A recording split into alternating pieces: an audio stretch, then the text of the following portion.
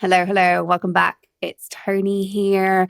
I hope your year is coming to an end because we are in Q4, but coming to an end with a bit of a blast. Why do I say that? Because I think there is a real opportunity here to wrap the year up with a spectacular ending.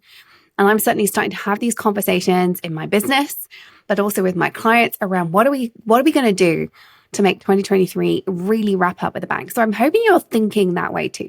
That's not what today's conversation is about, but I just wanted to drop it in there because it's very top of mind for me right now. So if you're going to do one thing this week other than listen to this podcast that is for you and your leadership development, have a think, what can you do in Q4 to wrap the year up with a bang and think, heck yeah, I'm awesome, because you still got time. You still have time. Don't start telling yourself the holidays around the corner. You don't have time to do all the things you started off. Pick one thing from that list you had back at the beginning of the year and say, what can I do? What am I going to be proud of by the end of the year? You might be surprised. Well, let's get into today's episode. I'm honored today to be joined by Schlaine Hutchins. She is a global information security leader. She happens to also be a coach. But Schlaine is a leader in cybersecurity, risk management, and IT governance with over 20 years of experience. But the thing I really love about this woman is she does not code. As she'll explain in the podcast interview, she learned to code, but it's just not her jam. I think that's such a cool journey to have had. And we're going to dive into a little bit of like, what does that look like? But Schlaine has worked in security teams at big companies like JP Morgan Chase. But Schlaine has led information security teams at companies as big as JP Morgan Chase. She's also worked at startups. I know she's got a passion for startups, in fact. She specializes in providing expert guidance on implementing enterprise-wide security initiatives. But as I mentioned, she is also a certified coach, a life coach, and a career coach. And as she'll let you know in this episode, she has a few little things she likes doing in the background. One of them is listening to music and having a bit of a dance around, just to give you a personal take. So without further ado, let's get Schlaine onto the show.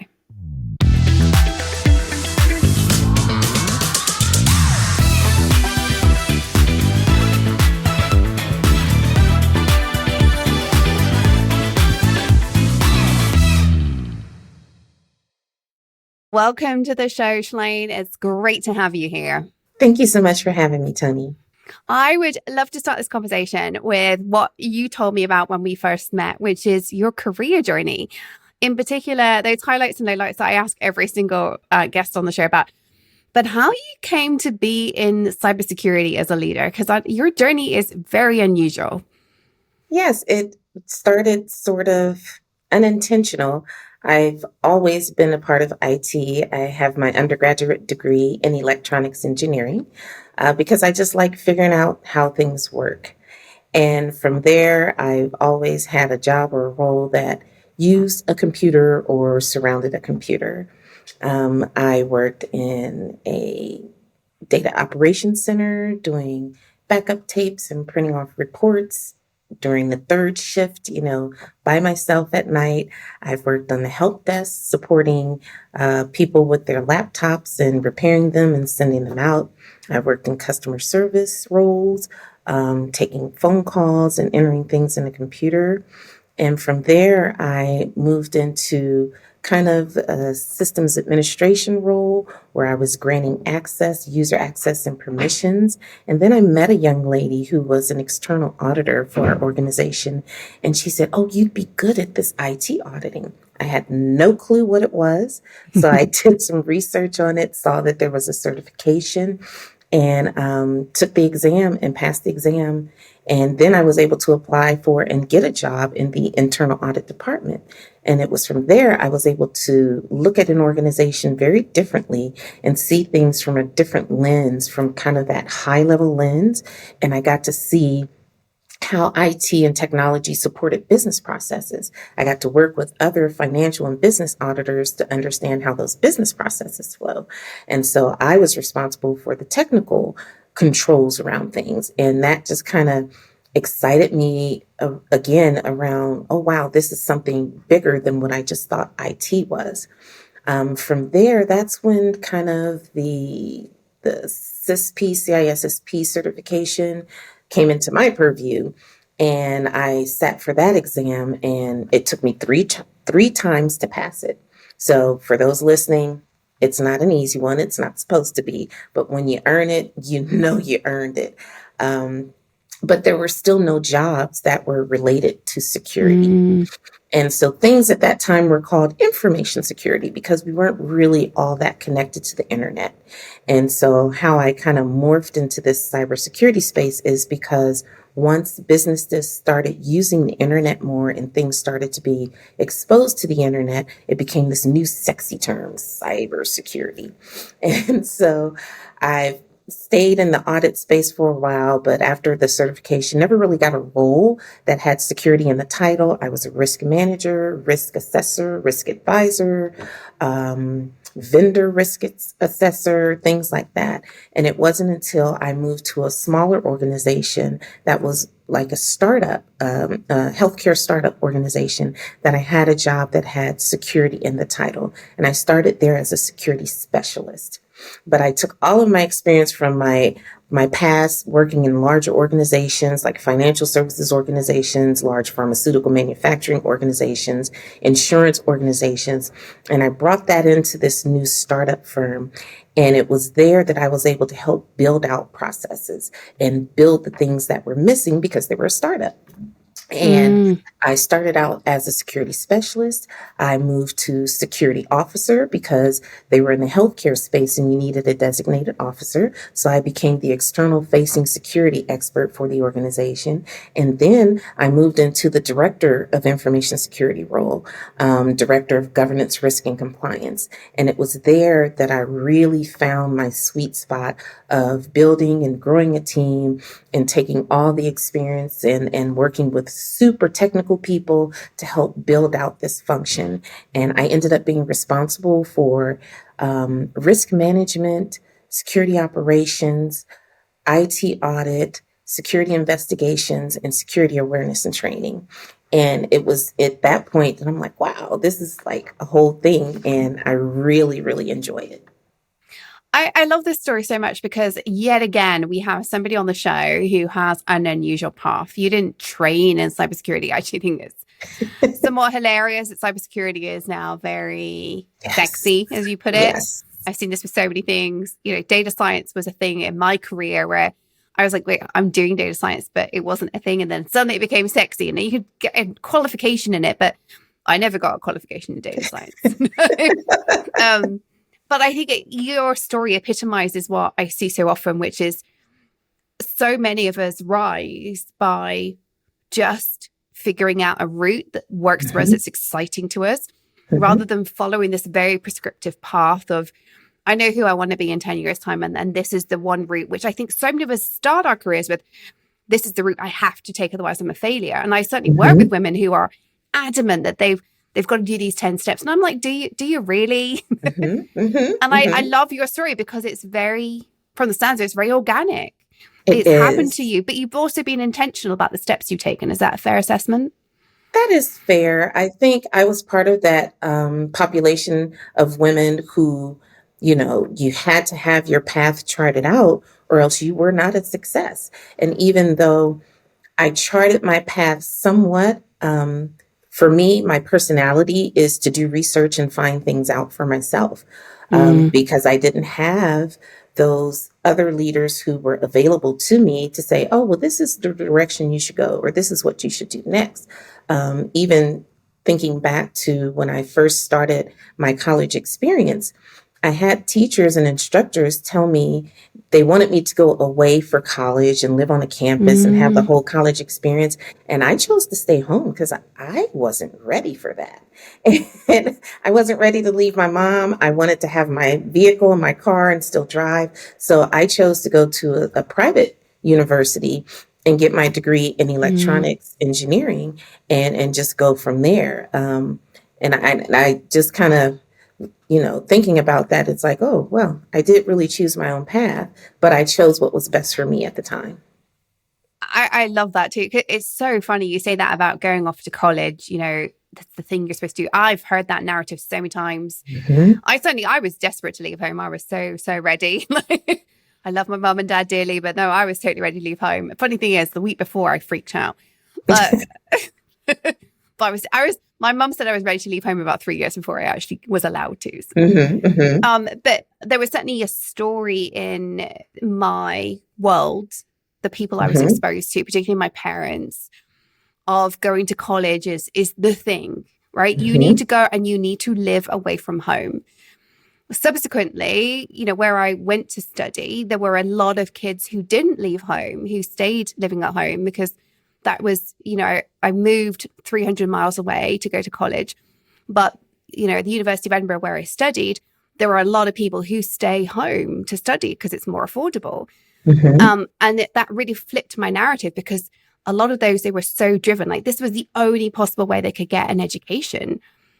And they would go home and they would like have 2 or 3 jobs and be looking after their younger siblings. Yeah. And I'm like, wait, hold on. Where's this narrative that the only way to be successful is to leave home? I love Yes. that. I love that you upended it because it was what was right for you. I love Yes. that.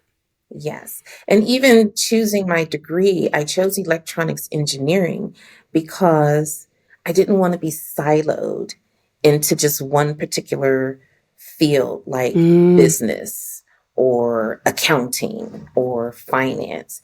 And I believed at the time that engineering would give me a broader playground to play in. And it did. it does. It really did.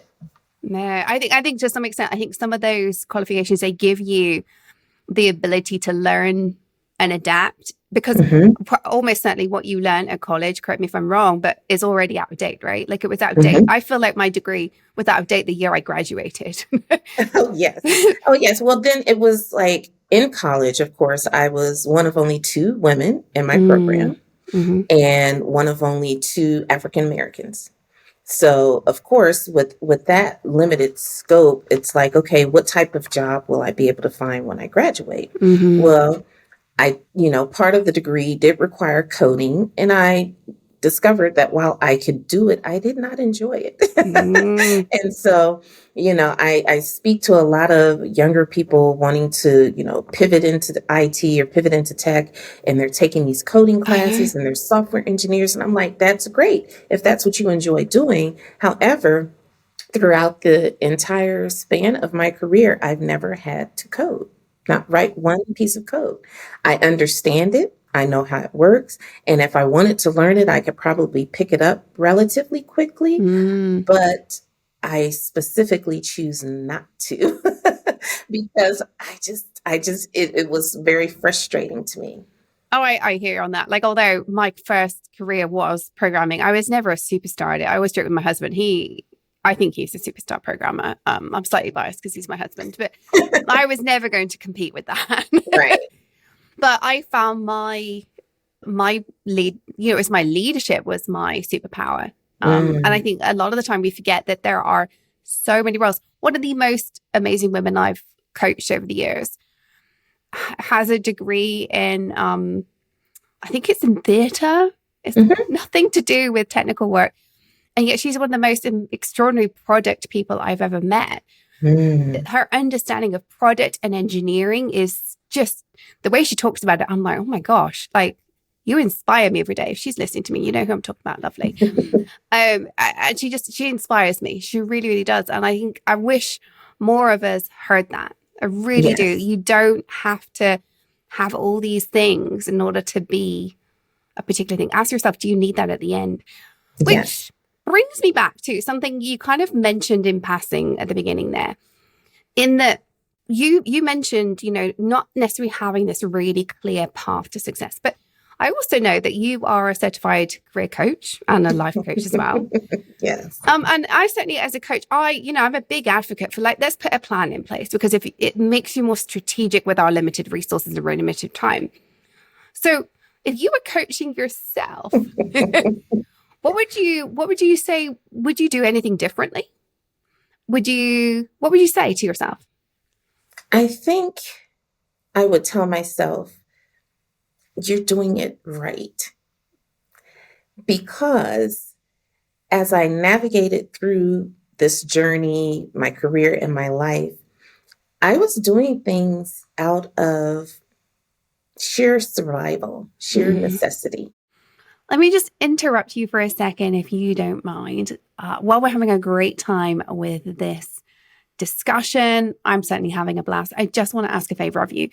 If you are finding this conversation inspiring, please do me one favor. Please share this with somebody you think needs to hear this show. If you have the bandwidth for a second favor, please hit like and subscribe in your favorite platform, whether that's on YouTube or on your favorite podcast player.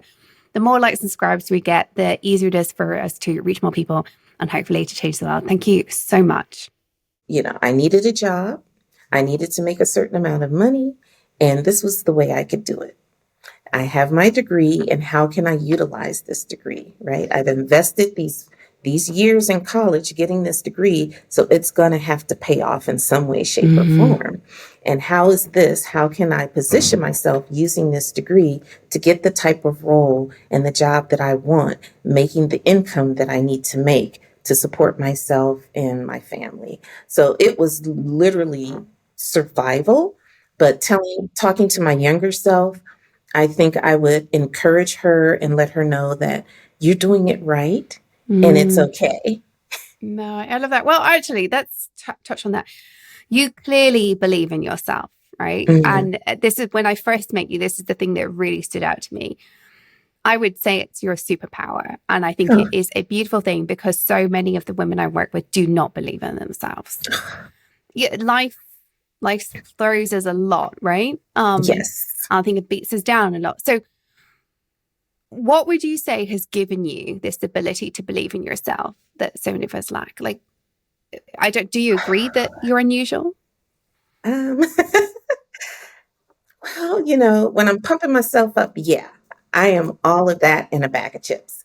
And then there are those times I love when it. I feel so small and just so unspecial, not special and just ununique. But for me, I think it was self-reflection, doing a lot of self-work, doing a lot of therapy, actually. But there was some professional leadership trainings that I participated in that were really focused on emotional intelligence and doing that self-work and peeling back the layers and identifying those things that just continue to pop up in your life. It's like, why do I always do that? Or why do I always say that? Or what is it about this situation that brings this out in me? And once, I'm able to actually put a name on it or put a label on it, and then I can actually assess it and review it and say, am I going to hold on to this or am I going to let it go? And so it was really doing that reflection, that introspection, and recognizing that what I have and who I am is absolutely perfect for me in this moment.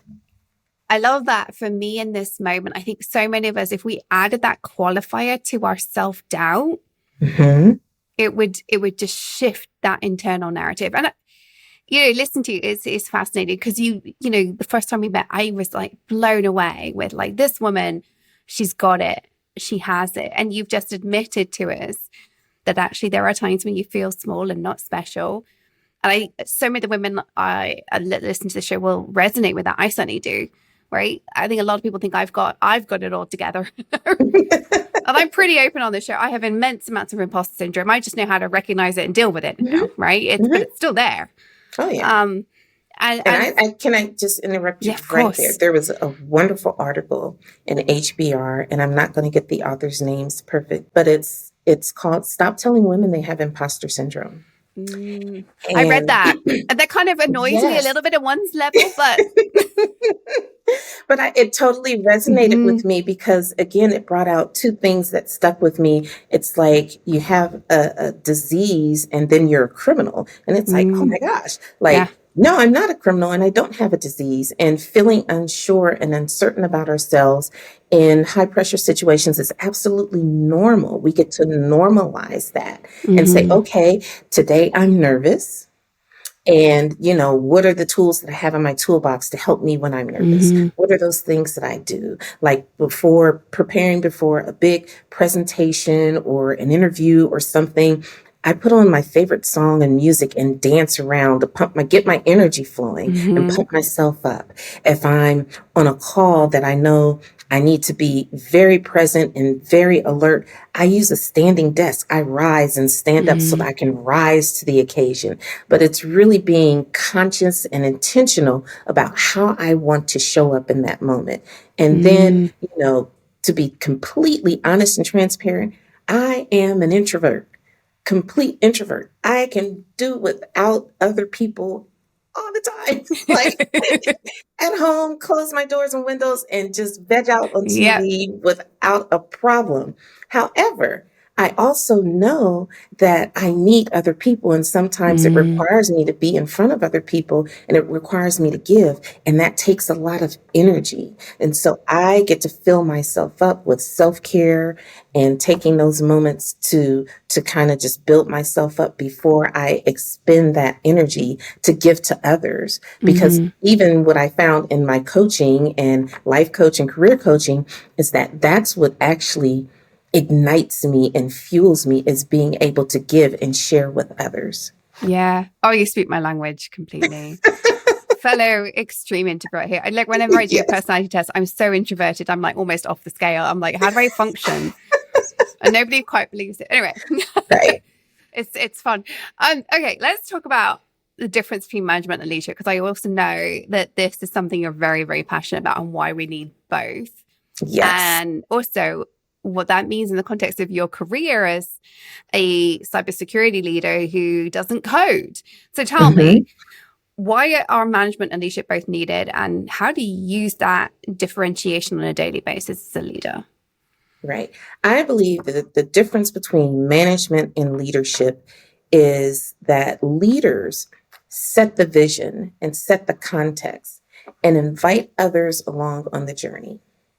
And managers actually go in and tells the team the specifics or the details or how it's Mm, going to be done, right? Um, and so sometimes a team requires management. Sometimes they cannot just catch the vision. They can't get it. mm-hmm, They can't see the forest for the trees, right? And then other times you have teams who are ready. They're ready for a vision. And if you just give them a safe space and create an environment for them to be their best selves and be creative, then they will figure out how to achieve that goal and get to that vision. And then you can all share in the success, mm-hmm, right? And it's just understanding the balance between the two. And sometimes you have to, what I call style flex, in and out of leadership and management, depending on the meetings that you attend from day to day. Some meetings you can go in and be a leader and set the vision and talk at a high level and give that 30,000-foot view. And then other meetings you have to shift into the dirty detail. And then as a leader, when I don't have all the detail, I like to bring my subject matter experts along so that they can give the mm. detail. But I'm also giving them space to grow into their own leadership and be recognized as that expert instead of staying behind the scenes. So many little nuances you just mentioned there. Particularly this, I like this concept of style flex. You're Mm-hmm. spot on, in my opinion, there, of like part of what we have to do as leaders. Before we dig into that a little bit more, I'd love to know, do you think your ability to do that style flexing is part of why you've been so successful and being able to do what you've been able to do without that coding background? Or do you think you would have done it anyway, even if this wasn't your superpower? I think I think I've learned it naturally. I never knew what it was, right? Because you get the question throughout your career. It's like, well, how do you do that? And I'm like, I don't know. I just do it, right? And it's not until you actually sit down and do that reflection. And again, a coach needs a coach. So I have a coach. I have several coaches, Mm-hmm. right? Who says, hey, Schlaine, go back through your month or go back through your week and identify those things that you did that were successful. And then take another step back and identify the steps you took to do those things, right? And it wasn't until I was able to do that that I was able to realize, oh, I'm actually style flexing. Oh, or this is what I did in order to create that, or this is how I can do that. Mm-hmm. Or when I and experience this type of personality in a meeting, then maybe I could shift here or shift my language or shift my posture to do this, right? And it wasn't until I actually did that study of myself that I Mm, was able to identify it. But I think for me, it just, again, more survival tactics. It's like, mm, okay, that's not working. Let's do this. Or that doesn't work. We'll try this. And then learning over time, because it did not come at first, how to not beat myself up for when hmm. it didn't go quite as expected or the way I wanted. Yeah, it's so funny to hear you say you've got a coach. I think I have two or three coaches right now. It comes and Mm-hmm. goes. I had one particular coach for years, but the others come and go depending on what he's supported. And it's so, I've seen this time and time again. Those of us who've learned to coach quite often have coaches. Yes. Anyway, side note there.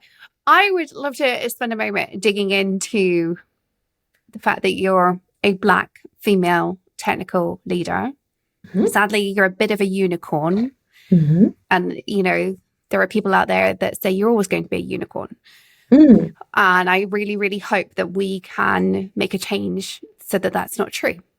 What do you wish the Black women coming along behind you, because there are an increasing number of them training in tech, working in tech, but all too frequently, same as women, but at a higher proportion, Mm-hmm. leaving tech too early. What do you Mm-hmm. wish they would know and hear from you? I wish they would know that they belong. There is space enough for them. There is. Even people with big personalities who take up a room when they walk in or just when they smile, that there is still enough space Mm-hmm. for them. Because, again, I think it was just sheer ignorance on my part. But coming up, I always felt like I belonged wherever I was. And it could have been ignorance, or it could have just been unawareness, or it just could have been the time and the society that I Mm-hmm. grew up in, where when I entered a space, I knew I belonged there because I was there. I passed the exam, I got the job, I passed the interview. So if I'm there, that means I belong. And I offer that to those coming behind me. When you have done all that you can do and you get to that spot, then take up the space. Take up all the space, put your shoulders back and puff out your chest and just show up and Mm-hmm. do that every single time. Because sometimes, as we've found out, that a lot of spaces aren't created with us in mind. And while there is an increased interest in diversity, equity, and inclusion, some of them are falling off. They are. Those promises that were made 2 or 3 years ago about creating more space for diverse women of color in IT, they're not holding to their promises. So if you don't find a space, or you have an ally to help open the door, then take up the space and then make space for someone else to come along with you. Yeah, you're spot on there. Things are falling off. I think it is very fascinating to me. A lot of the changes that were made to be more inclusive. And actually, I was just interviewing a lady who we're going to have on the podcast in 2 weeks' time. I'm just interviewing these two ladies back to front. I was just interviewing her about her work around inclusion, and she calls it respect. Mm-hmm. And we were talking about how actually a lot of the work that needs to be done is actually better for everybody. And I've seen the work I'm doing, even just talking to the white women, how now it's more of an employer's market than an employee's market, how so many of those things are just falling back down. And guess who gets hit first? Yes. The most underrepresented groups every Yes. time.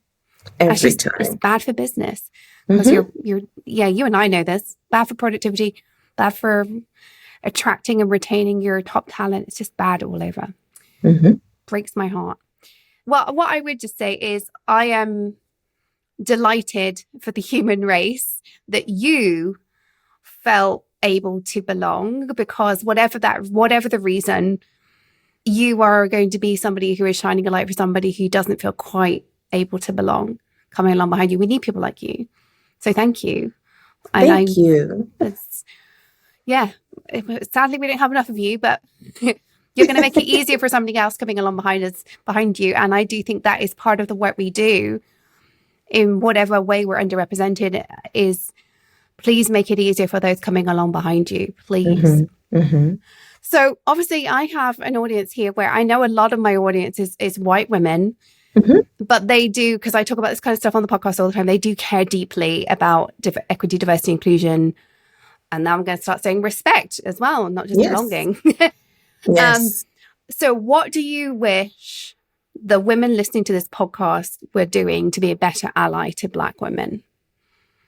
I would say continue to create those opportunities for women, for Black women, women of color, those marginalized groups, when you have a chance to. Speak up for them in those rooms that they don't have access to. And then when they're invited into those spaces in those rooms, pass the microphone. Let them speak because they have something to say and to share, and it is valuable. 100%. I'm just going to add in there, ladies, there is so much room at the top. Don't be frightened. Don't fall into the trap that we're angry at men about, that they think that it's giving up their seat. There is so much space for great leadership. What we're lacking is great leadership. So if you find yourself going, oh, but that's my career, check yourself on that, my love. Please check yourself on that and come and have a conversation with me. Safe space if you need to.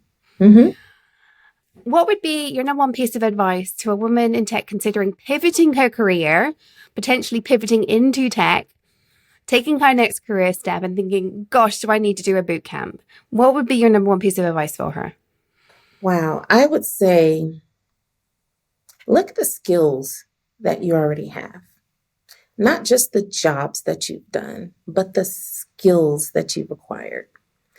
Even as a mom, you develop a lot of skills that can be translated into the business place, like budgeting. You can manage finances or project managing because you've, set the schedule for your entire family on what time to get out the door, what time to get dressed, what time, right? So these are skills, and recognizing the skills that you've had in your previous career. Even if you've worked at a fast food restaurant or as a server, you've developed customer service skills and skills on how to relate to people and deal with people. So I would say inventory those skills to see how they can apply to a particular job or industry within IT that you're considering pivoting into. Also, understand or find out which industry you want to pivot into. I hear a lot, oh, I want to be in tech. And I go, great. What do you want to do in tech? Like, what does that mean? And they say, oh, I don't know. I think I just want to, maybe code. And I'm like, okay, what industry? Financial industry, manufacturing industry, automotive industry, healthcare. Like, there's so many places that you can enter into or pivot into. You might not even have to leave your current organization. Right? So really, take some time and think about that before thinking about jumping. Think about what you have and how it can be leveraged to just kind of transition or pivot a little bit into technology. Yeah. Some of the best leaders, again, that I've worked with they've got skills from outside traditional tech. And they've brought them in because traditional tech sometimes lacks some of those skills. Let's just go with that, shall we? But yeah, you also hit the nail on the head. Tech is huge now. Like I would say almost every business is tech. It just doesn't look that way. Yes. They tend to, even grocery stores have so much tech working for them now. Yes. So yeah, I think it's a really interesting way of looking at it. It's like, see if you can pivot internally and look at what your skills are. I love this. I'd love to move on to our quickfire round. You ready for this? I think I am. Okay. What is the worst piece of advice you've ever been given? I thought about that and I'm like, to be completely honest, Toni, if someone gave me advice and it didn't feel right with me, I didn't take it. That is hands down the best answer I've had on this show. And I've been asking that question for about a year because I love the answers. Yeah. Hands down best answer. Love it. So we all all need a bit of Schlaine inside us. I love this. I mean, again, it's like I ask my friends for advice, but and then they tell me, but sometimes I just want to see for myself. And Yeah. then if it doesn't work out, then I might go back to the advice. But yeah, I really struggled with that one. I'm like, I really don't take bad advice. Love it. Love it so much. What is the best piece of advice you've ever been given? Celebrate your accomplishments. So many times, because I'm such going and Mm, doing, and you do one thing and you go off and it's like, oh yeah, I did that one thing. And you do another thing. It's like, oh yeah, I did that other thing. I never stop to pause mm, and acknowledge what I just did and how great it actually really was, or how awesome it was, or the impact that it mm-hmm. had, because I was just doing me, right? And it's like, no, I get to celebrate that and I get to celebrate me. So taking time to acknowledge my accomplishments. I'd totally give you a high five if we were in person right now. All my clients listening to this are chuckling so much because I'm obsessed with celebration. Every Yes. Friday, like, what are we celebrating? And every coaching session, like, what's your win for this week? Yeah, Yes. it's foundational to having It that is. mindset for doing the hard stuff. It It is. really is. Oh, I love it. What's the last book you read and would you recommend it? The last book I read actually was The Parable of the Talents by Octavia E. Butler. And she was kind of a unicorn in her own right because she was an African American woman who wrote sci-fi books. And Ooh. this particular book was set in the time of 2032. So kind of futuristic and kind of Mm. apocalyptic. So it was actually pretty kind of scary, but a pretty good read. I like her books. Ooh. Oh, I'm going to be checking. I've not heard of her. I'm going to be checking Yes. her. At least I don't think I have. I've definitely never read anything by her. I have such a long reading list now. I have so many great recommendations on this show, but she's going on my list. I would love some Yes. sci-fi. What is your favorite mindset tip to help women leaders? Ooh, mindset tip is believe. Mm, Believe in yourself. And it's, I've heard the fake it till you make it. And sometimes, but it's just believe. Believe in you. yeah, I think the fake it till you make it is just Comes from it's that scarcity mindset. it absolutely is a scarcity mindset. It's like, well, I can't possibly, so therefore I'll try. I'm like, Right. well, let's just step into let's do. Let's just step there. I love this. Exactly. Believe. I love it so much. Schlaine, this has been an extraordinary conversation. I feel like you've warmed my soul today. How can people find out more about what you do, connect with you, get your Oh, support? awesome. You can always connect with me on LinkedIn, and please include a message with this podcast listed so that I know and recognize you and make that connection. I get hundreds of requests, mostly from salespeople. But if someone sees me in passing, I would like to remember and really have a real meaningful connection because I'm a real person. I'm a human. You're a human. I've coached and mentored many women all over the world. So please, please, please reach out to me on LinkedIn. Also, I have my coaching website of transformlifellc.com, and you can reach out to me there if you'd like to have an introductory call or if you're considering some coaching. Wonderful. Thank you so much. Any final thoughts you want to share with us today before you wrap up? I just want to say it is an amazing time to be a woman. It's an amazing time to be in technology. With AI coming, we literally have an opportunity in front of us to change the world. And I just invite all the listeners along this journey with me to help take part in changing the world for a better place. Honestly, you really do speak to my soul. I love hearing in such a difficult time, I think, that we're also in. I think your optimism is what I'm aspiring to.